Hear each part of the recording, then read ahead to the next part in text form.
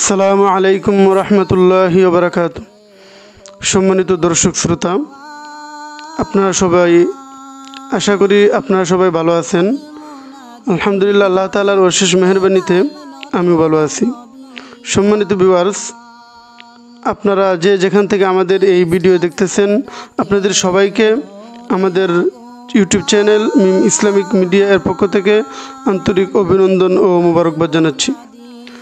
সম্মানিত ভাই ও বোনেরা, আমি আজ আপনাদের সামনে অত্যন্ত ভারাক্রান্ত হৃদয় নিয়ে উপস্থিত হয়েছি।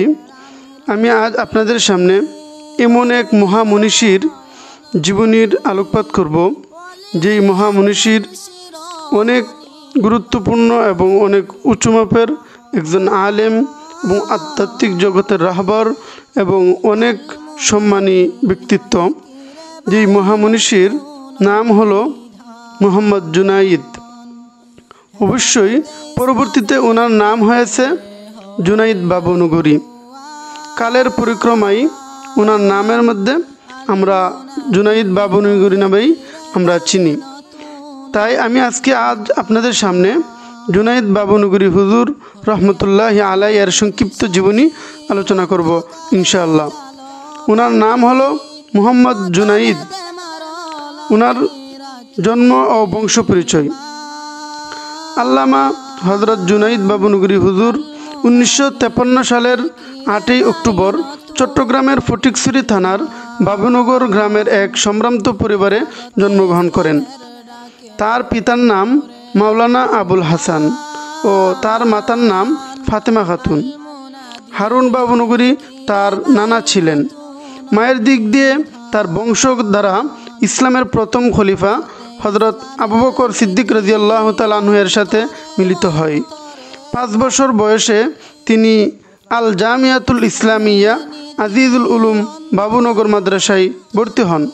সেখান থেকেই ওনার শিক্ষাজীবন শুরু হয়। সেই মাদ্রাসায় তিনি মক্তব, হিফজ ও প্রাথমিক শিক্ষা সমাপ্ত করেন। এরপর তিনি উচ্চশিক্ষার জন্য দারুল উলুম হাটহাজারী মাদ্রাসায় ভর্তি হন। অতঃপর হাটহাজারী মাদ্রাসায় 1976 সালে হাটহাজারী মাদ্রাসা থেকে দাওরায়ে হাদিস পরীক্ষায় প্রথম স্থান অর্জন করেন। তারপর তিনি উচ্চশিক্ষা অর্জনের জন্য পাকিস্তানের দারুল উলুম করাচি মাদ্রাসায় গিয়ে ভর্তি হয়। সেখানে তিনি তাখাসসুস ফিল হাদিসের উপর উচ্চতর ডিগ্রি অর্জন করেন। অতঃপর সেখান থেকে উচ্চশিক্ষা অর্জন করে বাংলাদেশে ফিরে আসেন।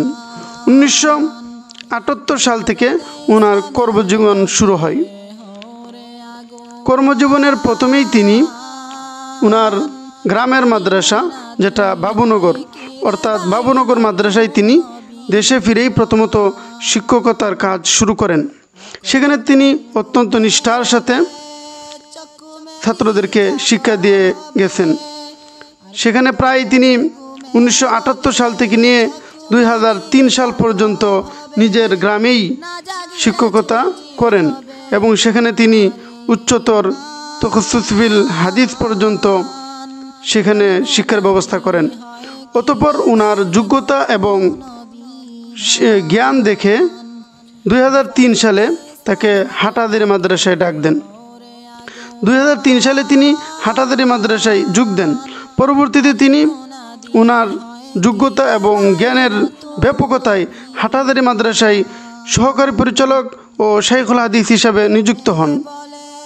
জীবনের শেষ সময়ে তিনি হাটহাজারী মাদ্রাসার শিক্ষা সচিব ও শাইখুল হাদিসের দায়িত্ব পালন করতে থাকেন। ওনার এই জীবনের সংক্ষিপ্ত জীবনের মধ্যে বিশাল একটি জনপ্রিয়তা এবং বিশাল একটি দায়িত্ব আঞ্জাম দিয়ে গেছেন, যা আমরা সবাই জানি। 2010 সালে হেফাজতে ইসলাম নামে একটি সংগঠন প্রতিষ্ঠিত হয়। সেই সংগঠনের মহাসচিব হিসেবে উনি দায়িত্ব পালন করেন। প্রায় 10 বছর যাবৎ মহাসচিবের দায়িত্ব পালন করেন। তারই ধারাবাহিকতায় 2013 সালে হেফাজতে ইসলামের বৃহৎ আন্দোলনটা উনি নিজেই ওই সংগঠনের মহাসচিব হিসেবে পরিচালিত করেন। 2020 সালের 18ই সেপ্টেম্বর যখন আল্লামা আহমদ শফি সাহেব হুজুর মারা যান, তখন উনার অনুপস্থিতিতে হযরত আল্লামা জুনাইদ বাবনগরী হুজুরকে হেফাজতে ইসলামের আমির নিযুক্ত করেন। উনি মৃত্যুর সময় উনার 5 মেয়ে ও 1 ছেলে সন্তান রেখে যান। উনার শ্রদ্ধেয় উস্তাদ যারা ছিলেন তারা হলেন মাওলানা মুহিবুল্লাহ বাবনগরী, মাওলানা হারুন বাবনগরী, মাওলানা আব্দুল আজিজ রায়পুরি, হযরত মাওলানা শাহ আহমদ শফি সাহেব ও হযরত মাওলানা ইউসুফ বিন নুরি সাহেব। উনার মৃত্যু হযরত দীর্ঘ জীবন দুনিয়ার কাজকর্ম সেরে 19 আগস্ট 2021 ইংরেজিতে চট্টগ্রামের সিসিআর হসপিটালে উনি শেষ নিঃশ্বাস ত্যাগ করেন। আমরা সবাই হুজুরের জন্য জান্নাতের আলা মুকামের কামনা করি। মহান আল্লাহ তাআলার কাছে দোয়া করি আল্লাহ তাআলা যেন আমাদের এই প্রাণপ্রিয় রাহবর এবং উস্তাদ মোহতরম হযরত মাওলানা আল্লামা জুনাইদ বাবনগরী হুজুরকে যেন জান্নাতের উঁচু মাকাম দান করেন। ওয়া আখির দাওয়ানা আনিল হামদুলিল্লাহি রাব্বিল আলামিন।